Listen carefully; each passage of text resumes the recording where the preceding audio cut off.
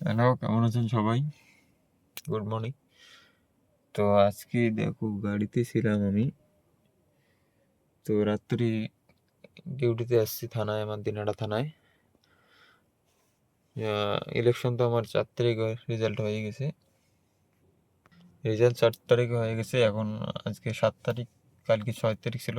তো সব গাড়ি আবার ইলেকশন মানে দিনাটা নিয়েছে থানায়, যেটা আর কি এই সব জায়গায় দাঙ্গা লাগতেছে, তার জন্য সিআরপিএফরা করতেছে। গাড়ি আবার সব নিয়ে নিছে। তো রাত্রি সারা রাত ডিউটি করছি, 3টার সময় আসছি। এই যে রোডের সামনে আছি এখন, এই যে রোডতে গাড়ি রাখছি, সব গাড়ি এখানে আছে। তো এখন আর কি উঠলাম, ঘুম তো হয় নাই। 4টার সময় আসছি, এই 1-1.5 ঘন্টা ঘুম পড়লাম।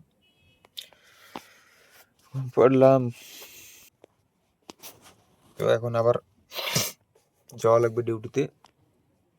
দেখি কয়টার সময় আসে আবার ফির।